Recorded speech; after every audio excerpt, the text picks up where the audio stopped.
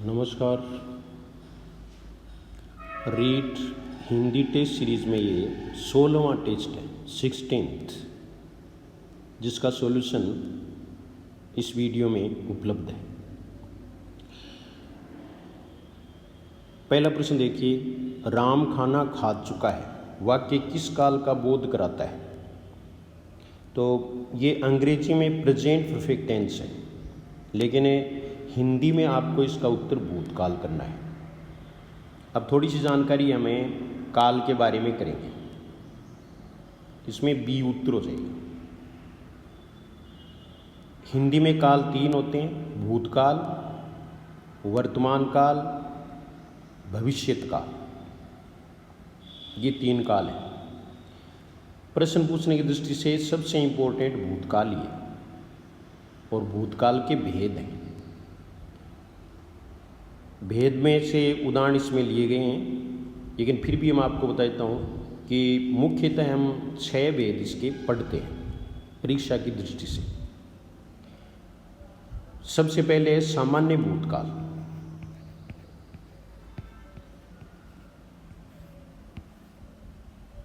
सामान्य भूतकाल में आप ये याद रखें कि बिना मुख्य क्रिया के था, थे, थी ये आ जाए। जैसे राम डॉक्टर था, सीता अध्यापिका थी, वे नेता थे। ऐसे अगर अकेले बिना कोई साइग्रेस, इसमें मुख्य क्रिया अगर साथ में आ जाए तो काल बदल जाएगा, वो पूर्ण भूतकाल हो जाएगा। जैसे मैंने तुम्हें पहले कहा था, ये सामान्य भूतकाल नहीं है, ये पूर्ण भूतकाल है। सामान्य भूतकाल के रूप में जो प्रश्न पूछते हैं वो ज़्यादातर क्रिया का इस तरह का रूप होता है, जैसे रखना का रखा, यानी ना हटाकर उसमें पहले वाले में आ की मात्रा जोड़ देते हैं। जैसे रखना रखा, पढ़ना पढ़ा, पढ़ा भी हो जाएगा तो पढ़ी भी हो जाएगा, पढ़ी। ऐसे ही अन्य रूप है सीता ने पत्र लिखा, ये सामान्य भूतकाल है। तो सामान्य भूतकाल में इनको ध्यान में रखें। दूसरा है पूर्ण भूतकाल। इन दोनों में अंतर करना बहुत ज़रूरी है। पूर्ण भूतकाल,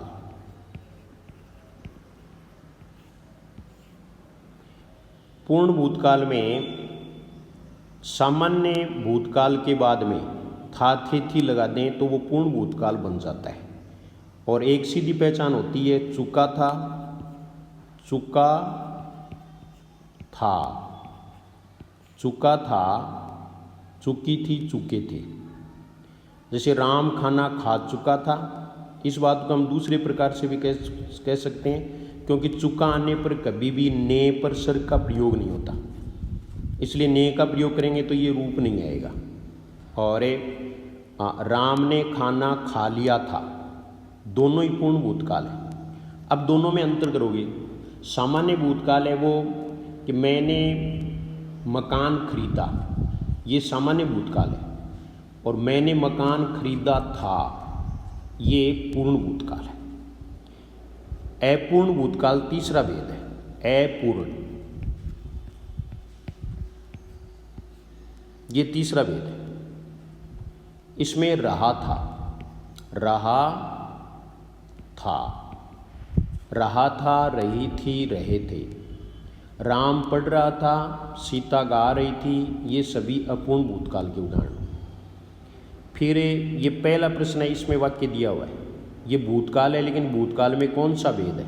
तो ये आसन्न भूतकाल है। आसन्न, आसन्न भूतकाल, ये अंग्रेजी का प्रेजेंट परफेक्ट टेंस होता है, यानी उसमें प्रेजेंट ही होता है, लेकिन इसमें आपको पहला उत्तर आसन्न भूतकाल करना है, दूसरा करना है पूर्ण वर्तमान काल। आ जाए तो, अदरवाइज आएगा नहीं। जैसे चुका है, चुकी है, चुके हैं, ये अंत में आ जाएं।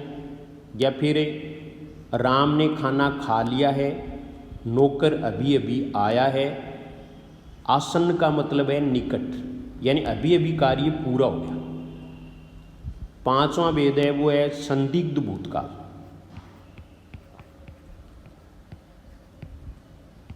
संदिग्ध भूतकाल, संदिग्ध संदेहात्मक को कहते हैं। जैसे राम ने खाना खा लिया होगा, वह घर चला गया होगा, यानी फ्यूचर परफेक्ट टेंस होता है। उसने चाय पी ली होगी, रीता ने रेस जीत ली होगी, वह घर जा चुका होगा। चुका होगा, चुकी होगी, चुके होंगे, ये सारे इसमें। और छठा भेद है जिसका नाम बड़ा है, हेतु हेतु मध्य भूतकाल।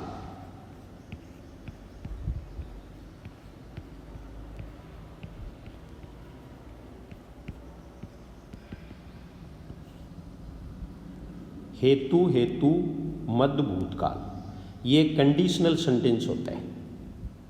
यदि अगर का अर्थ देगा ये।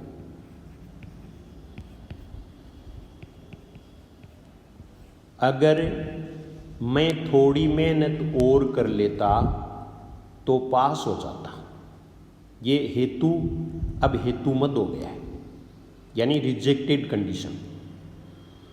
यदि का प्रयोग होना आवश्यक नहीं है, लेकिन उसका अर्थ होना आवश्यक है। जैसे मैं पढ़ लेता तो पास हो जाता, इसमें भी हेतु हेतु मत भूतकाल होगा। ये 6 भेद हैं भूतकाल के। फिर भूतकाल में आगे प्रश्न देखिए। अपूर्ण भूत का उदाहरण है दूसरा प्रश्न।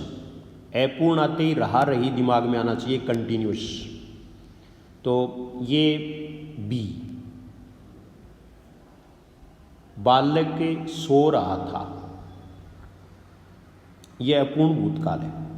पत्र मिल गया था, पूर्ण भूतकाल है। पूर्ण भूतकाल। वर्षा हुई होगी, संदिग्ध भूतकाल।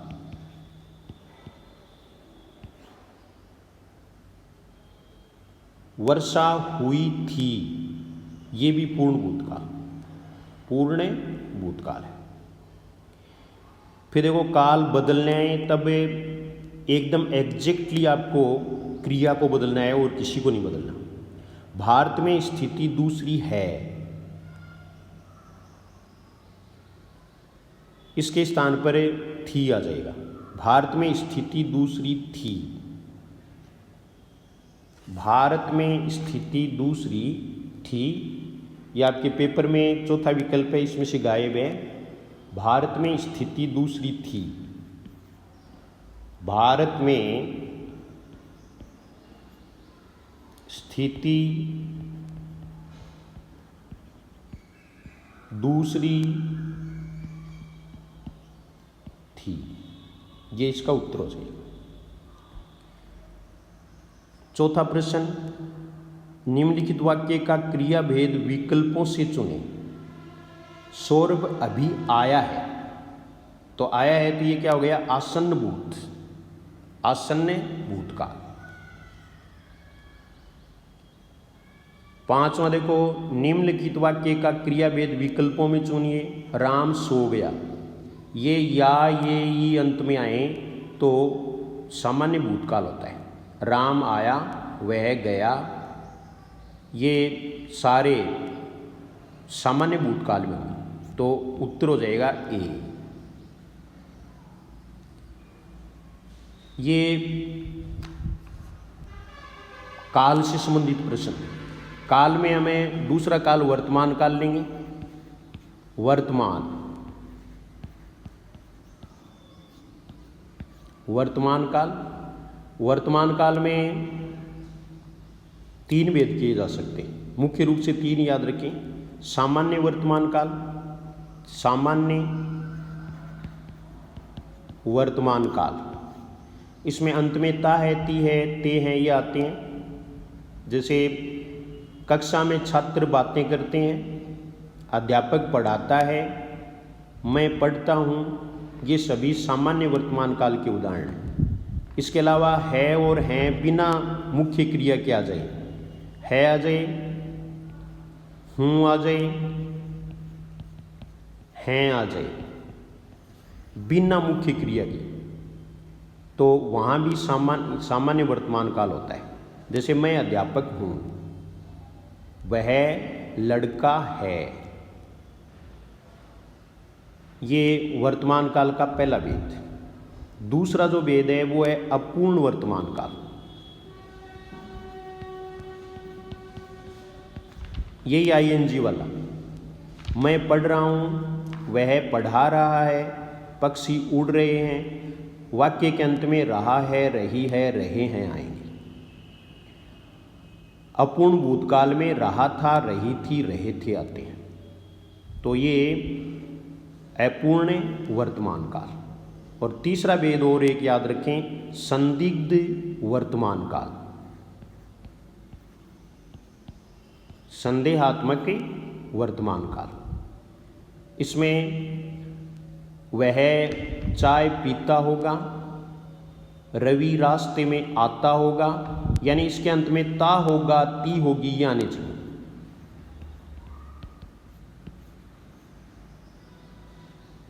पक्षी उड़ रहे होंगे, रहा होगा भी आ सकता है अंत में। रवि खेल रहा होगा, ये संदिग्ध वर्तमान काल। और तीसरा भेद है, ये तीनों भेद हो गए, वर्तमान काल के तीन ही चुनने हैं आपको। वैसे एक वर्तमान का आपके बोर्ड वाली किताब में दे रखा है, वो है आज्ञार्थक वर्तमान, कि तुम अभी जाओ, तुम अभी घर जाओ, तुम ऐसा करो, तो उसको मानते हैं, ये ध्यान में रख लेना बस। भविष्यत काल के दो ही रूप याद रखें, सामान्य भविष्यत काल,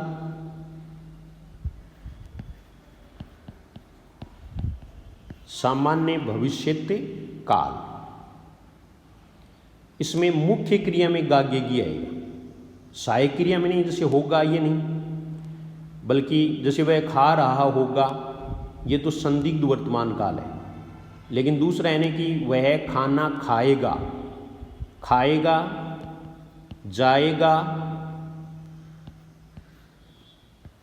हंसेगा,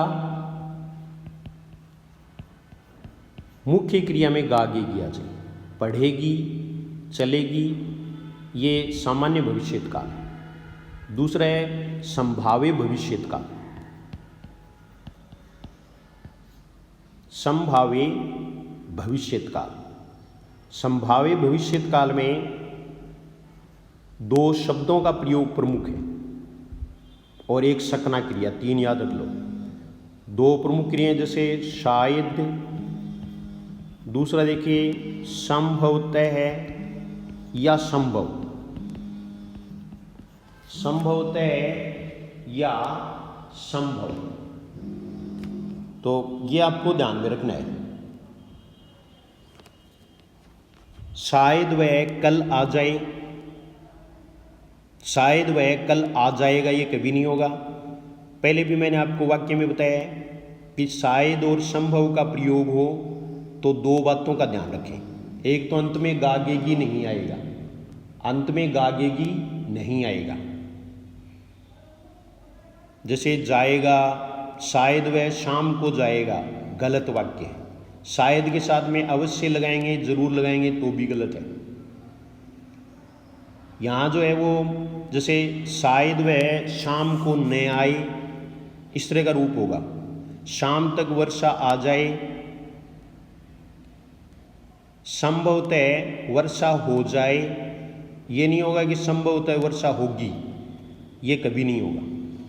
दूसरा है वो इसमें सकना क्रिया शायद और संभव के साथ प्रयुक्त नहीं होती। शायद वह शाम को आ सकता है, तो ये गलत वाक्य है। शायद के साथ में सकना क्रिया का प्रयोग नहीं होता। दूसरा देखिए कि अगर शायद ना आए और सकना आ जाए तो भी वो संभाव्य भविष्यत काल माना जाएगा। शाम को वर्षा आ सकती है, ये संभाव्य भविष्यत काल है। तो ये आपके काल कुछ हैं वो हेतु मद भविष्यत काल भी करते हैं कि यदि वर्षा हो जाए तो फसल अच्छी होगी, इस तरह का वाक्य वो करते हैं, लेकिन ये ऑथेंटिक भेद है वो नहीं है। ये आपके काल थे। फिर है विराम चिन्ह। किस क्रमांक में वाक्य में सही विराम चिन्ह लगा है? आपके पेपर में करेक्ट कर दिया गया है, ये मैं एक बार ही करेक्ट करूँगा। चिहन, इसको ढंग से देख लो। चिन्ह ऐसे लिखते हैं, राम तुम अब सो जाओ। छठा प्रश्न, राम तुम अब सो जाओ। प्रश्न हमारा क्या है? सही विराम चिन्ह। तो ये सही है, ये संबोधन का हो गया और ये पूर्ण विराम है। वह आप खूब है, यहाँ विस्मयादि बोधक चिन्ह आना चाहिए। विस्मयादि बोधक चिन्ह।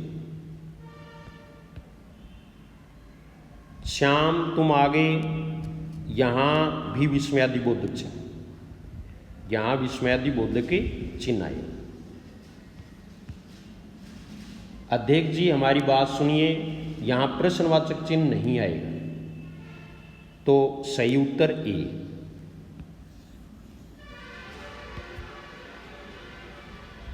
किस क्रम में विराम चिन्ह का प्रयोग ठीक नहीं हुआ है? जी हाँ, मैं भी आपके साथ चलूँगा, सही है। हाँ और नहीं में हमें अल्प विराम का प्रयोग करते हैं। कंप्यूटर आज के युग की अनिवार्यता, ये उपविराम चिन्ह है। उपविराम,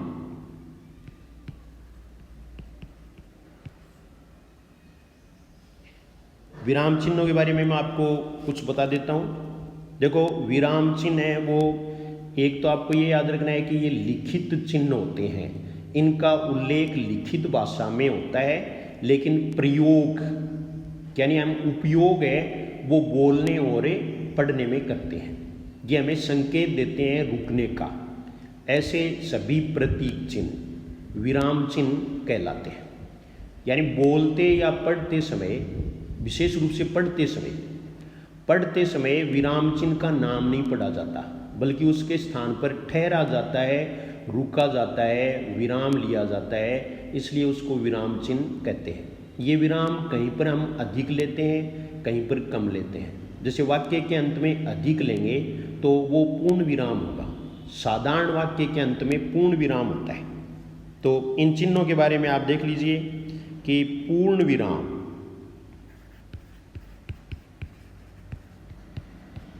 ये खड़ी पाई। दूसरा है उपविराम,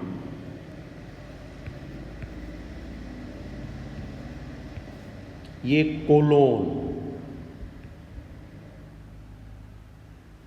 तीसरा इंपॉर्टेंट है अर्धविराम,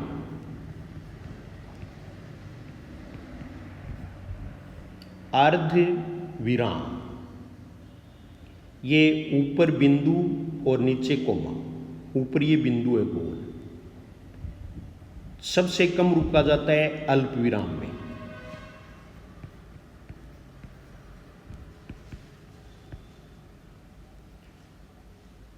चारों में ये अवरोही क्रम है। पूर्ण विराम में सबसे ज़्यादा रुकेंगे, उपविराम में उससे कम, अर्धविराम में उससे कम और अल्प विराम में सबसे कम। तो सबसे कम है वो अल्प विराम में रुका जाता है। प्रयोग में देखो, पूर्ण विराम साधारण वाक्य के अंत में आता है। उपविराम 7 के प्रश्न में बी वाला आप देख लो, कंप्यूटर आज के युग की अनिवार्यता, दहेज समाज के लिए घातक, ऐसे शीर्षक में इसका प्रयोग करते हैं। ये कभी भी वाक्य के अंत में प्रयुक्त नहीं होता, बीच में प्रयुक्त होता है, जबकि पूर्ण विराम अंत में प्रयुक्त होता है। ये तीनों ही वाक्य के अंत में प्रयुक्त नहीं हो सकते। उपवाक्य के अंत में ये हो सकते हैं, लेकिन वाक्य के अंत में नहीं। अर्धविराम, उपविराम है वाक्य संवाद के लिए प्रयोग करते हैं, जैसे एकांकी वगैरह, नाटक वगैरह है तो राम, फिर राम ने क्या कहा उससे पहले उपविराम का प्रयोग कर देते हैं। अर्धविराम स्वतंत्र वाक्यों के मध्य इनका प्रयोग किया जा सकता है। जैसे राम अपने घर गया, फिर अर्धविराम, उसने खाना खाया, फिर अर्धविराम, कुछ समय तक विश्राम किया और घर चला गया। और से पहले किसी का ही प्रयोग नहीं करना है। अल्पविराम का प्रयोग है वो आपको देखना है कि अल्पविराम का प्रयोग कहाँ कहाँ होता है। तो अल्पविराम में आप देखेंगे कि एक तो वाक्य के प्रारंभ में, वाक्य के प्रारंभ की बात है, वरना नहीं तो बीच में भी आता है वाक्य के। ये नहीं हो सकता कि हाँ और नहीं के बाद आ गया। लेकिन अगर हमें स्वीकारोक्ति या नकारात्मक उत्तर देते हैं और उसमें सबसे पहले यानी यस और नो, नोट नहीं नो, वहाँ अल्पविराम का प्रयोग किया जाता है। जैसे हाँ मैं घर जाऊंगा,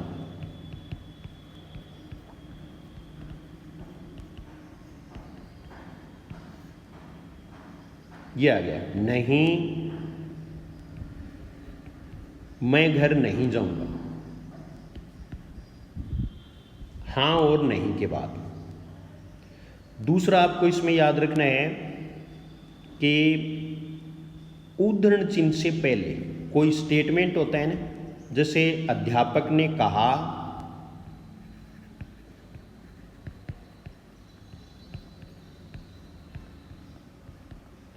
मैं कल नहीं पढ़ाऊंगा, इसको भी साथ में उद्धरण चिन्ह है, ये ऊपर वाला इन्वर्टेड कोमाज, इसको अवतरण चिन्ह कहते हैं।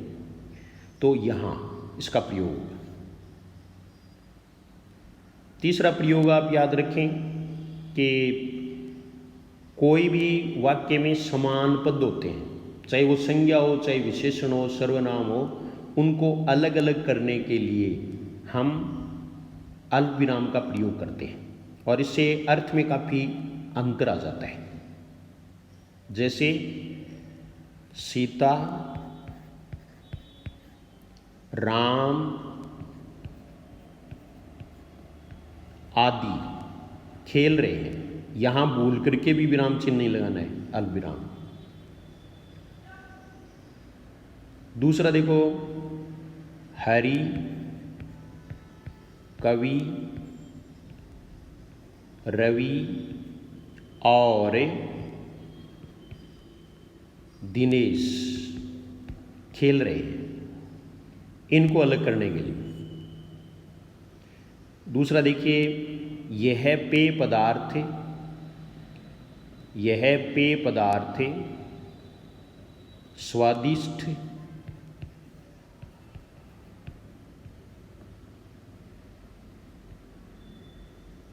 मजेदार व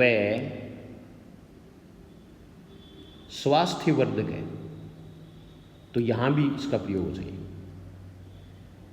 एक प्रयोग इसका वाक्य के बीच में, अगर विशेषण आश्रित उपाक्य, ये बहुत थोड़ा स्टैंडर्ड का प्रश्न है, तो वाक्य के बीच में जो आश्रित उपवाक्य आता है उनमें दोनों तरफ इसका प्रयोग हो सकता है। आश्रित उपवाक्य कौन सा? विशेषण। विशेषण आश्रित उपवाक्य।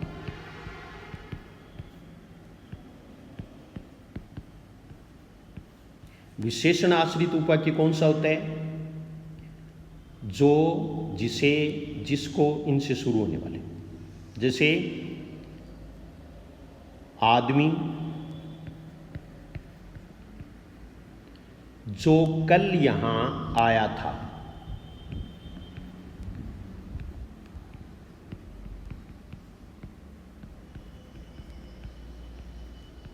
मारा गया।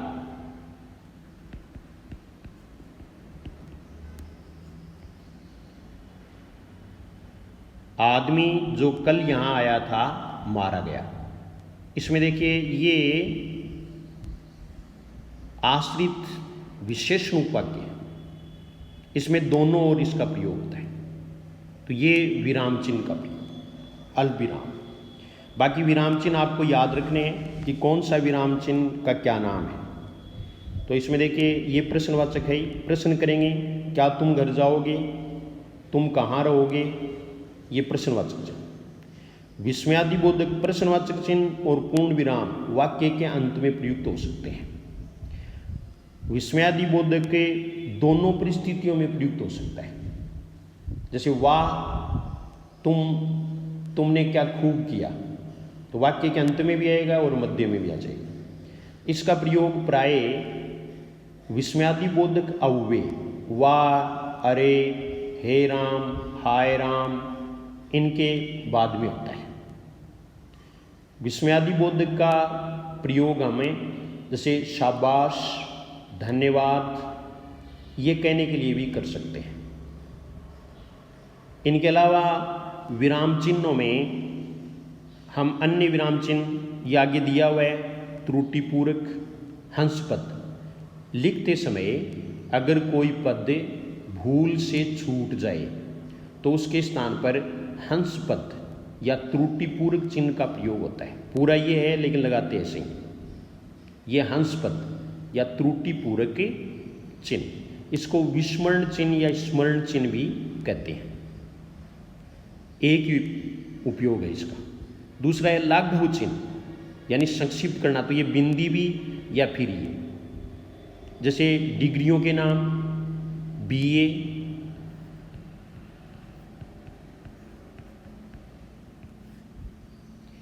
डिग्रियों को अलग करेंगे तो अल्पविराम का प्रयोग होगा, जैसे श्रीमती सुनीता अध्यापिका, बीए, एमए,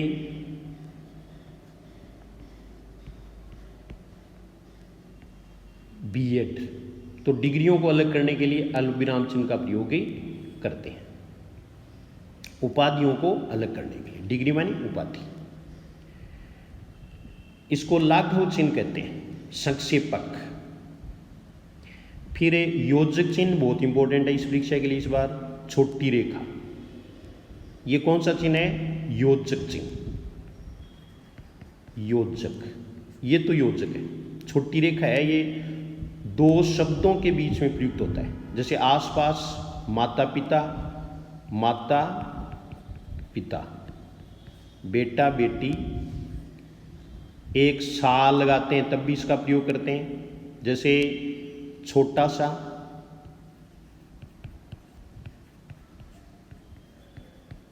नन्हा सा, इनका प्रयोग करते हैं। इधर उधर, अंदर बाहर, विलोम शब्दों में भी इसका प्रयोग होता है। विलोम युग में होता है, द्वंद्व समास में होता है और इस तरह के शब्दों में होता है। ये छोटी रेखा होती है, इसका संबंध उपवाक्य या वाक्य से नहीं होता, केवल शब्द से होता है। इसके बाद में एक बड़ी रेखा होती है थोड़ी, इसको निर्देशक कहते हैं। ये क्या है? निर्देशक।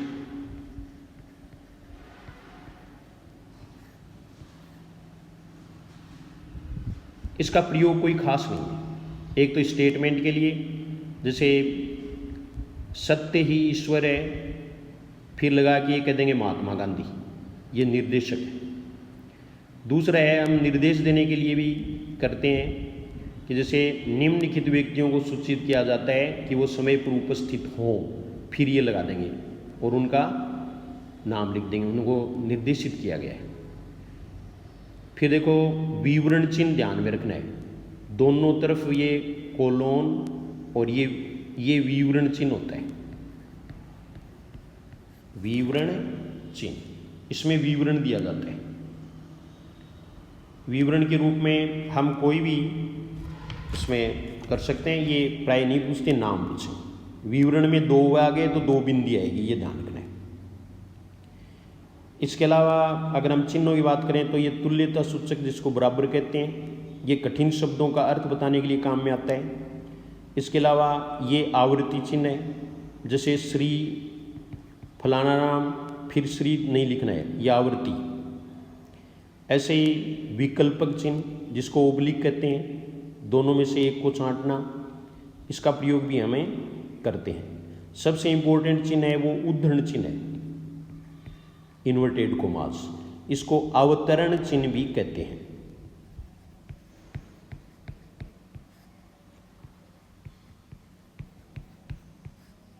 अवतरण या उद्धरण, ये दो प्रकार के होते हैं, एकल और दोहरा।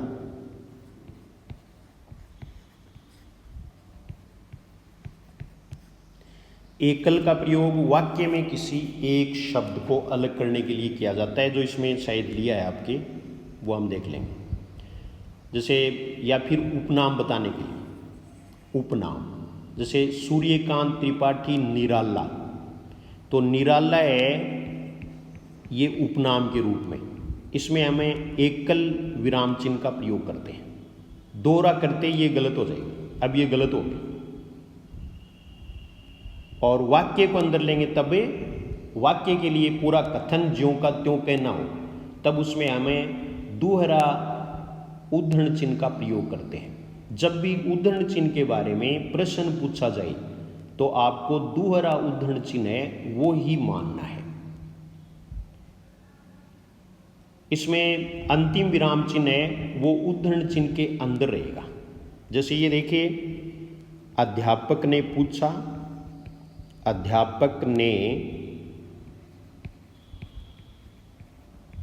पूछा अल्प विराम यानी कोमा, तुम कहाँ गए थे। ये प्रश्नवाचक चिन्ह है। अब उद्धरण चिन्ह है वो इसके अंदर नहीं आएगा बल्कि इसके बाहर आएगा, ये ध्यान रखना है। ये बिंदी है तो ये आपको खास ध्यान रखना है। इस तरह का प्रश्न है वो पूछ सकते हैं। पूछा, कहा, सोचा, ये आने पर और आगे की से नहीं जोड़ने पर इस तरह के विराम चिन्हों का प्रयोग होता है। तो ये विराम चिन्हों के बारे में आपको लगभग जो सफिशिएंट है वो बता दिया है। अब प्रश्न देखते हैं, और ये देखिए आप प्रश्न संख्या 7, विराम चिन्ह का प्रयोग ठीक नहीं है। तो इसमें आपको बता ही दिया कि डी होगा उत्तर। ये कोष्टक के विराम चिन्ह भूल गए थे, ये कोष्टक है, कोष्टक तीनों आएंगे। कोष्टक का प्रयोग वाक्य में कठिन स्थल को स्पष्ट करने के लिए किया जाता है। जैसे ये देखिए, व्योम, ये आ गया व्योम। अब व्योम का सरल अर्थ बताना है तब यहां कोष्टक का प्रयोग कर देंगे। आकाश, चमक उठा, तो ये सरल अर्थ बताने के लिए कोष्टक के वाक्य की क्रिया को प्रभावित नहीं करता है, यानी वाक्य से अलग होता है। वाक्य के अंदर होते हुए भी अर्थ बताएगा, लेकिन वाक्य की क्रिया से उसका कोई संबंध नहीं होगा। दूसरा, इसका अतिरिक्त जानकारी देते हुए, जैसे ये देखिए आप, रमेश, रमेश।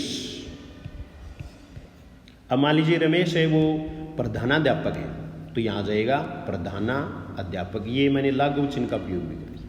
ये अतिरिक्त जानकारी देने के लिए कोष्टक चिन्ह का प्रयोग किया जाता है। दूसरा है, हमें कोई भी एकांकी वगैरह उसमें है। जैसे तीसरा देखिए, इसमें सैनिक प्रणाम करते हुए, ये अतिरिक्त जानकारी होगी नहीं, महाराज की जय हो, तो ये इसमें भी ठीक नहीं हुआ है कि सैनिक फिर यहाँ ये आता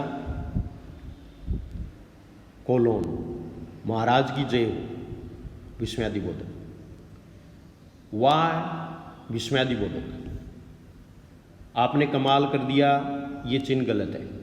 यहाँ ये आएगा पूर्ण विराम या फिर ये बोलने के तरीके अलग अलग होते हैं। जैसे वाह आपने तो कमाल कर दिया, तब ये आएगा कि वाह आपने तो कमाल कर दिया, तब ये आ जाएगा। तो इसमें ठीक प्रयोग नहीं हुआ है। इसमें हमें देखना है कि किसमें ठीक प्रयोग नहीं हुआ है। तो स्पष्ट रूप से इसमें नहीं, महाराज की जय हो ये चलेगा। उत्तर डी। किस क्रमांक में वाक्य में सही विराम चिन्ह लगा हुआ है? 8 नंबर का प्रश्न। तो इसमें देखिए आप, जब मेरा मित्र आया मैं सो रहा था, यहाँ कोमा आती, अल्प विराम,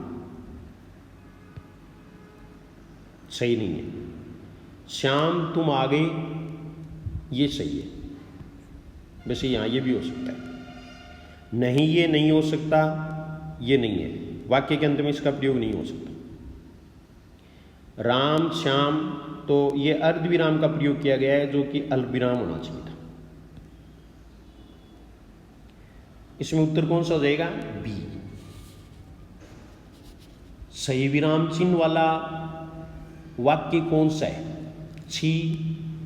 छी है वो तिरस्कार सूचक विस्मयादिबोधक अव्यय है, तो यहाँ विस्मयादिबोधक चिन्ह इसका प्रयोग होता है।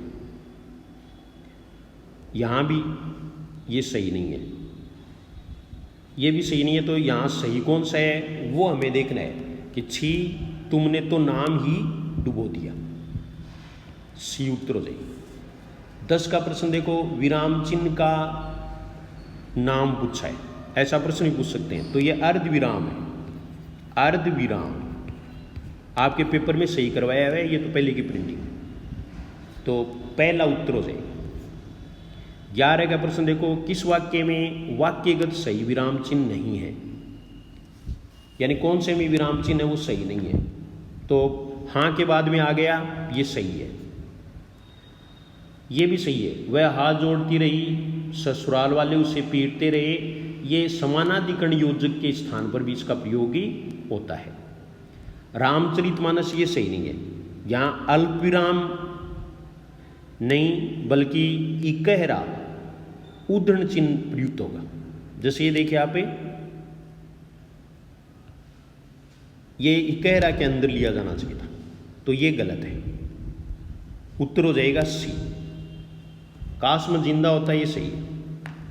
द्वंद्व समास के दोनों पदों के बीच किस विराम चिन्ह का प्रयोग होता है? द्वंद्व समास की, द्वंद्व ही लिखा हुआ है आपके, द्वंद्व, तो इसमें देखो विराम चिन्ह का प्रयोग होता है, तो विराम चिन्ह तो कुछ होता ही नहीं, योजक चिन्ह का। किसका प्रयोग है? योजक चिन्ह का, बी हो जाएगा, योजक चिन्ह। 13 का प्रश्न देखो, निम्नलिखित में से किस वाक्य में विराम चिन्हों का उचित प्रयोग हुआ है? तो ये उचित नहीं हुआ है, यहाँ अल्प विराम आता, ये दोनों गलत है। यहाँ किसका प्रयोग होता है? अल्प विराम का। रमेश, तुम्हारे पिता का नाम क्या है? ये सही है। तुम्हें अपने खान पान, यहाँ बीच में योजक आता, खान और पान के बीच में योजक, यह गलत काम है, मुझसे नहीं होगा, यह गलत काम है, मुझसे नहीं होगा, आपके वहाँ ये प्रश्नवाचक चिन्ह दिया हुआ है, इसलिए ये भी गलत है, क्योंकि यहाँ पूर्ण विराम का ही प्रयोग होगा, तो इसमें बी हो जाए। विराम चिन्ह में प्रिंटिंग वाले सबसे ज़्यादा मिस्टेक करते हैं। लाघव चिन्ह का प्रयोग होता है, चिन्ह आपको मैंने एक बार है वो बता दिया है, और आपके पेपर में भी वो सही है। तो इसमें आप देखिए, लाघव चिन्ह का प्रयोग होता है बड़े अंश का संक्षिप्त रूप लिखने के लिए, बी।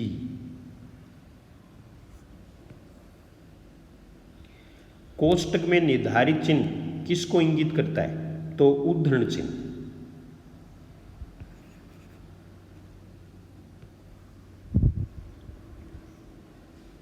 किस वाक्य में विराम चिन्हों का गलत प्रयोग हुआ है? बुद्ध ने घर घर जाकर, एक ही शब्द 2 बार आ जाए तो वहां योजक चिन्ह का प्रयोग होता है।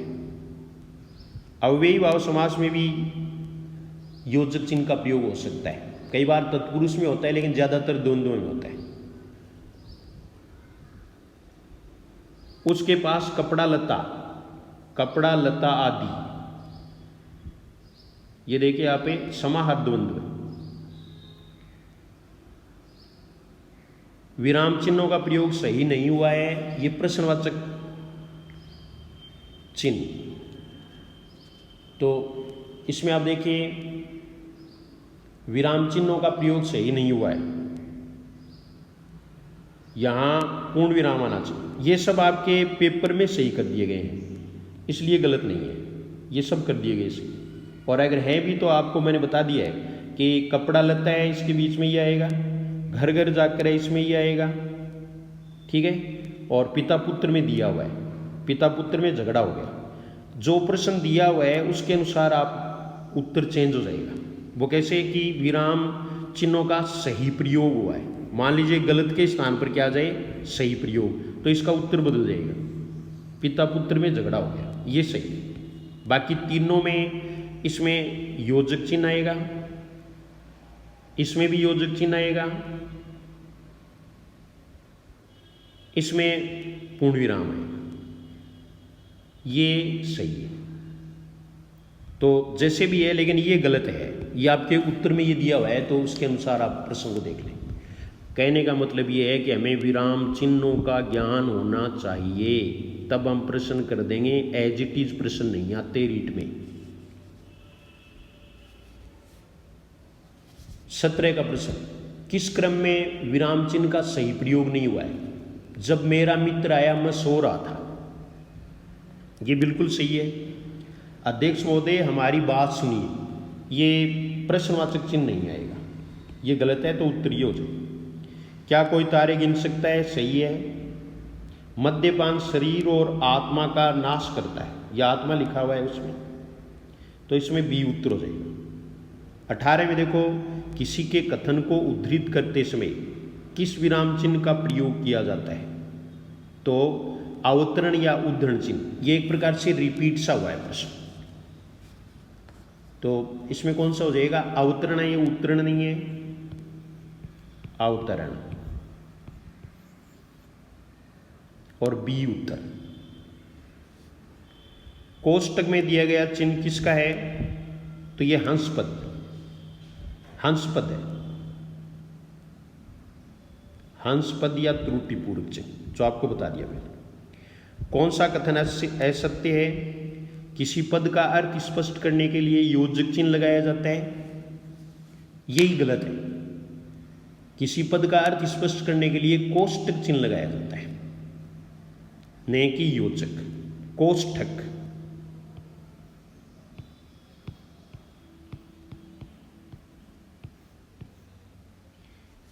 दूसरे की उक्ति को वैसा का वैसा उद्धृत करने के लिए उद्धरण चिन्ह का प्रयोग किया जाता है। ये उद्धरण है वो उसमें सही लिखा हुआ है,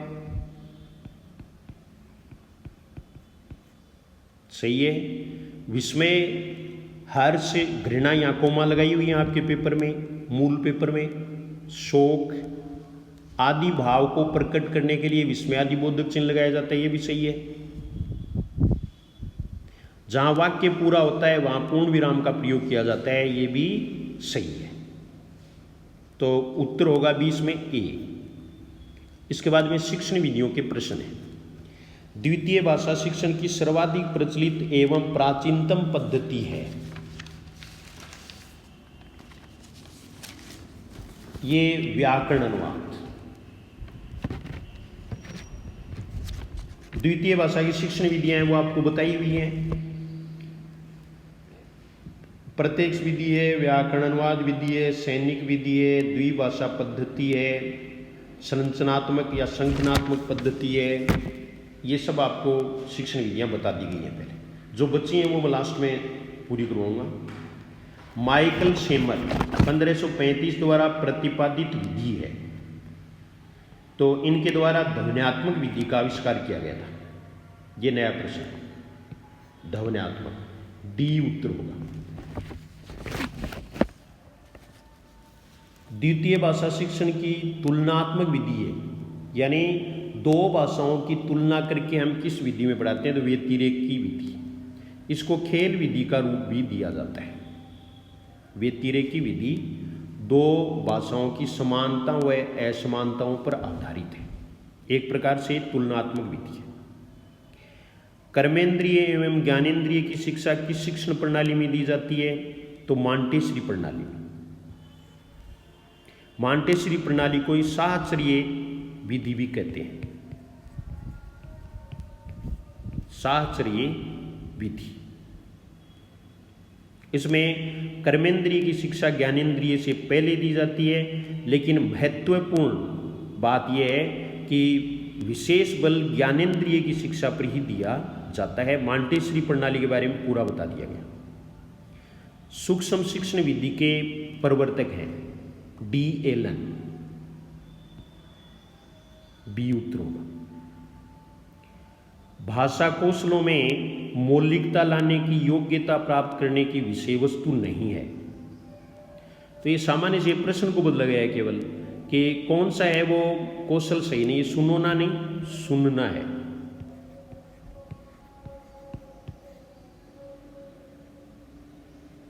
तो इसमें कहना नहीं होता, ये कौशल भी नहीं है, कैसे भी प्रश्न पूछ सकते। ये चारों कौशलों पर एक प्रश्न आना तय। 27वां प्रश्न, डाल्टन विधि को किस नाम से पुकारते हैं? तो स्वाध्याय विधि के नाम से। 28वां प्रश्न, बाल सभा आयोजित करने का मुख्य उद्देश्य है? तो बाल सभा का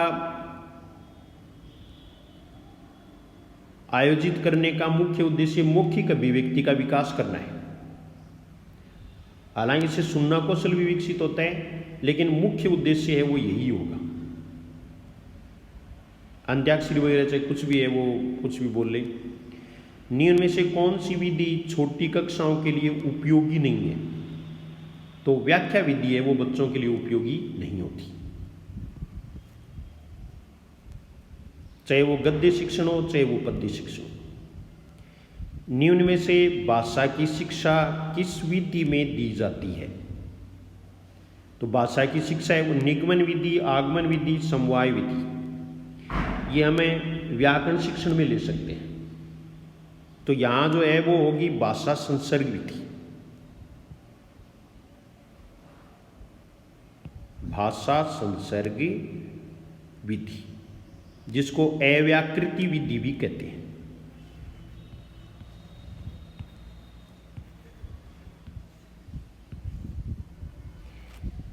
ये था आज का सॉल्यूशन।